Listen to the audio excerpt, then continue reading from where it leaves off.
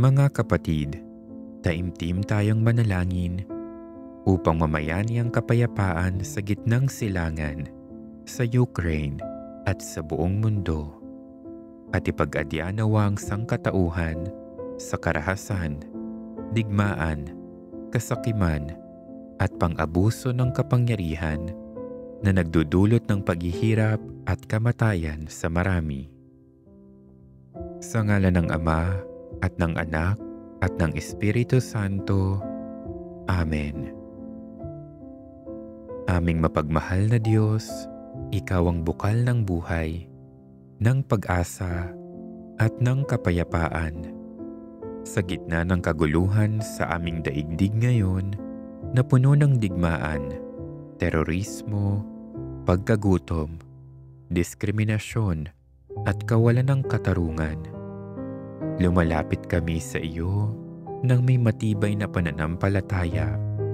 Dala-dala ang mga panalangin ng buong sangkatauhan na uhaw sa kapayapaan at pagkakaisa. Aming Ama, Ikaw ang Diyos ng kapayapaan, hindi ng karahasan. Ikaw ang Diyos ng pagkakaisa, hindi ng pagkakahati-hati. Sa iyo kami humihingi ng tulong at awa, sapagkat alam namin sa iyo walang imposible. Kaya mo kaming baguhin, kaya mo kaming paghilumin sa aming mga sugat, kaya mong ibalik ang pagkakaunawaan sa mundo. Panginoong Jesus, Ikaw ang Hari ng kapayapaan, Ikaw ang aming tanglaw sa dilim at liwanag sa gitna ng kaguluhan. Naniniwala kami na darating ang araw na ang lahat ng bansa ay maninikluhod sa iyo. Ang bawat pinuno at lider ay kikilalanin ka bilang tunay na Panginoon, at ang iyong paghahari ay magiging daan upang lumaganap ang kapayapaan at pag-ibig sa mundo. O makapangyarihang Diyos, itinataas namin sa iyo ang mga lider at pinuno ng bawat bansa.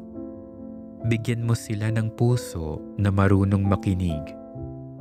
Punuin mo sila ng tapang upang piliin ang diplomasya kaysa digmaan, ang pakikipagdialogo kaysa pagbabanta at pananakot, at ang mahinahong pag-uusap kaysa karahasan. Hipuin mo ang kanilang konsensya at mga puso upang hindi nila malimutan na ang tunay na pamumuno ay paglilingkod, hindi ang pagkakamkam ng kapangyarihan. Ituro mo sa kanila na ang kapayapaan ay hindi kahinaan, kundi tanda ng lakas ng loob at karunungan. Itanim mo sa kanilang mga puso ang habag at malasakit sa mga maliliit, sa mga dukha, sa mga batang biktima ng karahasan, at sa mga pamilyang nagkakawatak-watak dahil sa kaguluhan. Aming Ama, gamitin mo kaming mga ordinaryong mamamayan upang maging mga instrumento rin ng kapayapaan. Simulan mo ang pagbabagong ito sa aming mga puso, na sa bawat pagtrato namin sa aming kapwa, sa bawat desisyong ginagawa namin sa araw-araw, piliin naming mamuhay sa pagmamahal, sa katarungan at sa pag-asa. Ina naming Maria, Ina ng kapayapaan, ipanalangin mo ang mundo. San Francisco ng Assisi, tagapagdala ng pagkakasundo, ipanalangin mo ang mga pinuno ng mga bansa.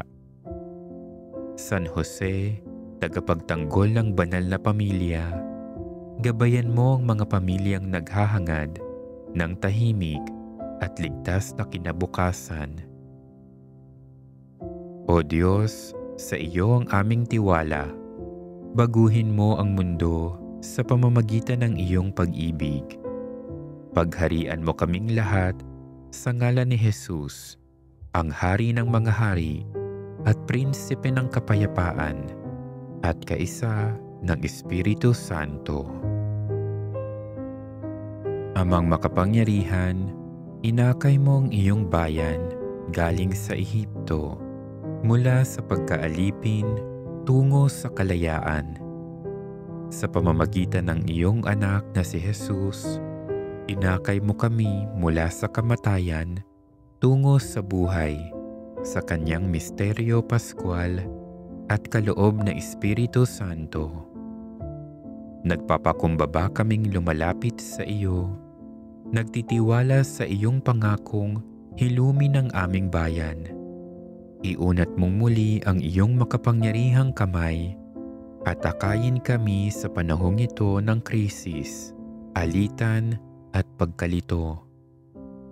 Magningning nawa ang katotohanan tulad ng haliging ulap sa araw at haliging apoy sa gabi, upang tanglawan kami sa landas tungo sa pagkakaisa at kapayapaan. Umagos nawa ang katarungan tulad ng tubig na bumukal mula sa bato, upang pawiin ang uhaw ng mga naghahangad ng hustisya. Linisin ang mga sugat at buksan ang daan tungo sa paghilom at pagkakasundo. Pinakain mo sila ng mana sa ilang, busugin mo ang aming pagkagutom sa katarungan, upang hindi na kami magnasa ng kapangyarihan, kayamanan at pansariling pakinabang. Palambutin mo ang pusong matitigas tulad ng sa Paraon, at buksan ang mga matang binulag ng kasakiman, upang manaig ang tunay na pagmamahal sa bayan. Higit sa anumang alyansang pampolitika o pansariling interes, turuan mo kaming makita ang isa't isa hindi bilang kakampi o kaaway, kundi bilang magkakapatid sa iyo. Nawa ang taon ng Hubileo ay magtulak sa amin upang maglakbay bilang isang bayan. Ito nawa ang aming maging pampaskwa, ang aming pagtawid mula sa kasinungalingan tulad sa katotohanan, mula sa karuwagan tungo sa katapangan, mula sa kawalan ng katarungan tungo sa katwiran, mula sa pagkakawatak-watak tungo sa pagkakaisa, mula sa panghihina ng loob tungo sa pag-asa, mula sa pagiging makasarili tungo sa tunay na pag-ibig. Sa panahong ito ng pananariwa, matuklasan nawa naming muli ang aming kadakilaan bilang isang bansa at ang aming dangal bilang isang bayang iniibig mo ng lubos. Hinihiling namin ito sa pangalan ni Jesus, ang aming korderong inialay na gumagabay sa amin sa pamamagitan ng krus mula sa kamatayan tungo sa bagong buhay.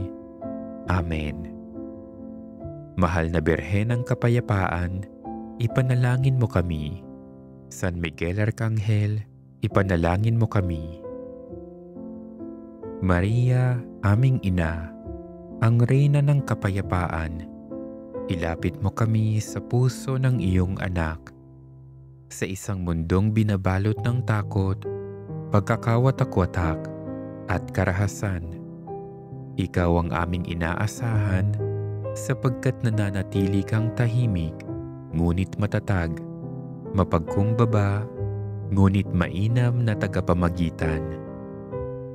Ina ng sangkatauhan, nakikita mo ang pagdurusa ng iyong mga anak, ang mga inang nawala ng anak sa digmaan, ang mga batang nagugutom at puno ng takot, ang mga pamayanang winasak ng karahasan at kasakiman.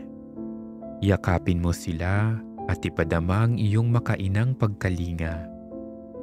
Maria, aming ina, ipanalangin mo kaming lahat na nawawala ang landas. Ipanalangin mo ang mga pinuno ng bawat bansa na sa halip na itaas ang sandata, piliin nawa nilang ibaba ang sarili at makinig. Na sa halip na maghiganti, piliin nilang magpatawad. Na sa halip na manakot, piliin nilang magmahal. Turuan mo kaming tahaki ng daan ng kapayapaan, ang kapayapaang sumisibol sa bawat puso, sa aming tahanan, paaralan, simbahan, at sa aming komunidad. Gabayan mo kami upang tumugon sa pangangailangan ng bawat isa at bigyan mo kami ng tapang upang ipagtanggol at kalingain ang mga inaapi, nagugutom, nahihirapan at isinasantabi. Reyna ng kapayapaan, sa iyo namin ipinagkakatiwala ang aming kinabukasan, ang aming bayan at ang buong daigdig. Manatili kang nananalangin para sa amin sa harap ng Diyos at samahan mo kaming maghintay, magtiwala at kumilos para sa panibagong bukhang liwayway, isang mundong tahimik, patas at may pagkakaunawaan. Maria, Reyna ng kapayapaan, ipanalangin mo kami. Panginoon ng kapayapaan, kami dumudulog sa iyo sa aming pangangailangan sa gitna ng mapanirang kapangyarihan ng karahasan at terorismo. Itulot mo ang aming mga pamayanan ay maging kanlungan ng kabutihan, katarungan, katotohanan, pag-ibig at kapayapaan. Patawarin mo kami sa aming pagkukulang na itaguyod ang pagkakasundo at kapayapaan. Kung saan may marahas na tunggalian, magkapit-bisig nawa kami para sa kapayapaan bilang magkakapatid. Kung saan may kasaganahan at kalabisan, magkaroon nawa ng payak na pamumuhay at pagbabahaginan. Kung saan may kahirapan at pagdarahop, magkaroon nawa ng marangal na pamumuhay at pagsisikap tungo sa makatarungang panuntunan.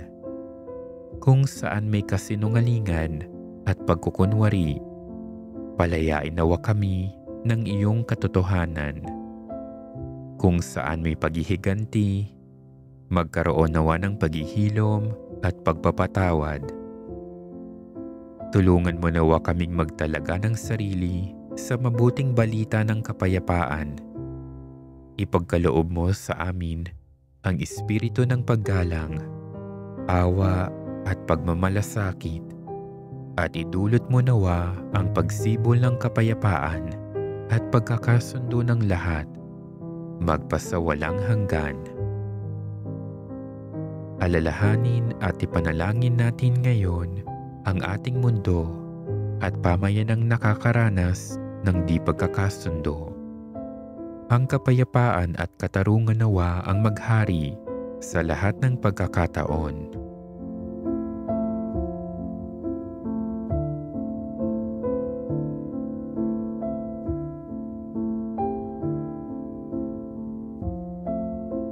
Panginoon, gawin mo akong kasangkapan ng iyong kapayapaan. Kung saan may pag-aalitan, hayaan mong ihasik ko ang pag-ibig. Kung saan may pananakit, pagpapatawad. Kung saan may pag-aalinlangan, pananampalataya. Kung saan may panghihina ng loob, pag-asa. Kung saan may dilim, liwanag. At kung saan may kalungkutan, kagalakan. O banal na Panginoon, loobin mong huwag kong higit na hangarin na ako'y aliwin, kaysa ako ang magpagaan ng loob, na unawain ako, sa halip na ako ang umunawa, na mahalin ako, sa halip na ako ang magmahal. Sapagkat sa pagbibigay, nakatatanggap tayo, sa pagpapatawad tayo, napatatawad, at sa pagkamatay tayo isinisilang sa buhay na walang hanggan. Panginoong Diyos ng kapayapaan, dinggin mo ang aming panalangin. Panginoon, tulungan mo kami. Bigyan mo kami ng kapayapaan. Ituro mo sa amin ang kapayapaan. Gabayan ang aming mga hakbang sa daan ng kapayapaan. Buksan ang aming mga mata at ang aming mga puso at bigyan kami ng lakas ng loob na talikuran ang digmaan. Panginoon, Diyos ni Abraham, Diyos ng mga propeta, Diyos ng pag-ibig, nilikha mo kami at tinawag mo kaming mamuhay bilang magkakapatid. Bigyan mo kami ng lakas araw-araw upang maging kasangkapan ng kapayapaan. Hayaan mong ituring namin ang bawat isa bilang aming kapatid. Panatilihin mo nawang buhay sa aming loob ang ningas ng pag-asa upang sa pagtitiis at pagtitiyaga ay mapili namin ang pakikipagkasundo at pakikipag-ayos.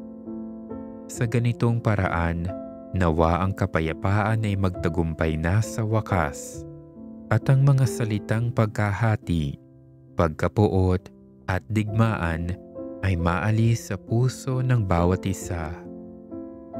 Panginoon, pawiin mo ang karahasan ng aming mga dila at aming mga kamay.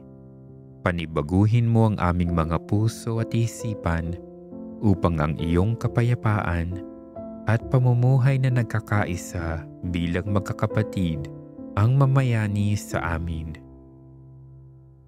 Ama naming makapangyarihan, iyong ipinahayag na tatawaging mga anak mo ang mga nagbibigay daan sa kapayapaan.